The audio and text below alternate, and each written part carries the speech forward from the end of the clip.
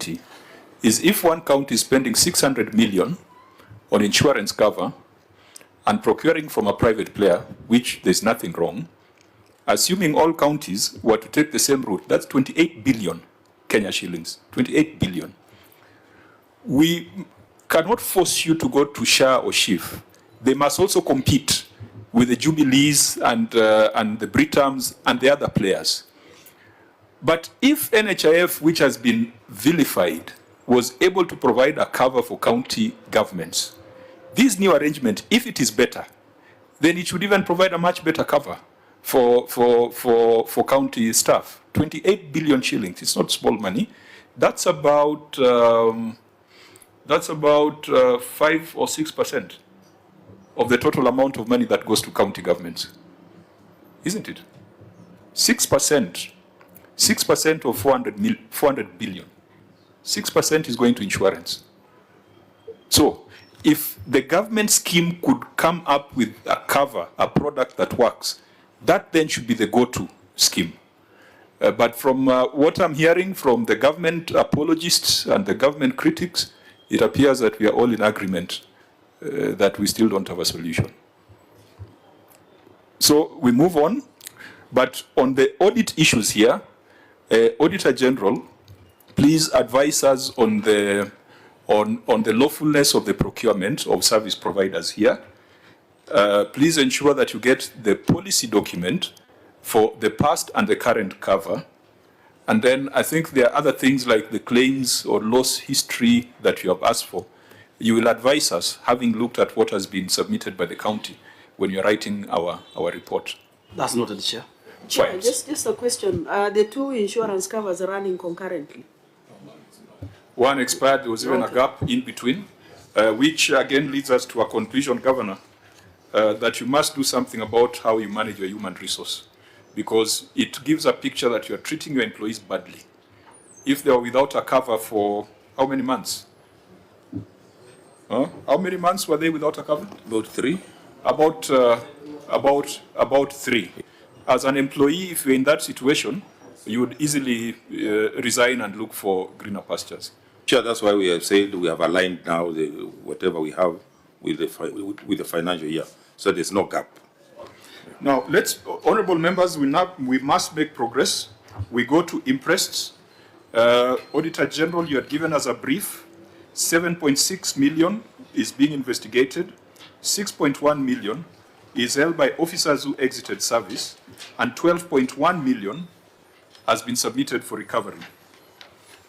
What has been the progress so far, OAG, so that the governor can address anything that is outstanding? Thank you, Honourable Chair. As you have indicated, 7.6 million is still under EACC investigation.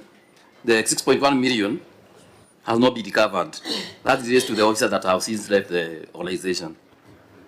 What is being currently recovered is 12.1 million. And the management has given us evidence. On the 12.1? 12.1 million. So what about the 6.1 million? Governor, what is the action? What action are you taking to recover the 6.1 million? The county attorney is already handling. You can respond. And please refer to the evidence in file. I'm trying to be efficient so that we don't read everything word for word. There are matters where we'll take written responses. So just direct us to the action you are taking. Yes. Yes, thank you, Chair. We have we did demand notices, which they never responded. We've now filed recovery suits, and that evidence is on Appendix 4E. So we have filed suits to recover the same. Appendix 4? 4E.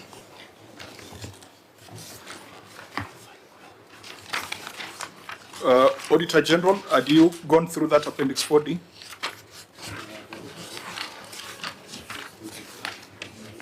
Auditor General? Yes, we had. What is your interpretation?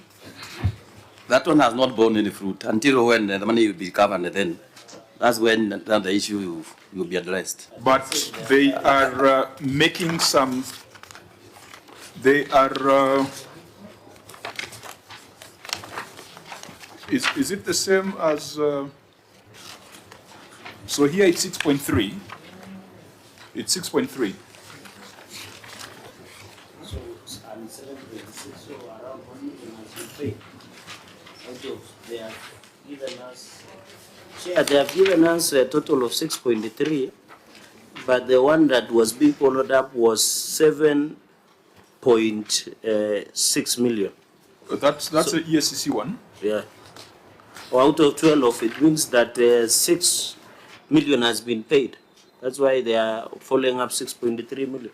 And also interest, Chair, through the members, interest. what we can do, because we have Yes. much bigger issues in the report, Yes. we have a standard recommendation on recovery of interest.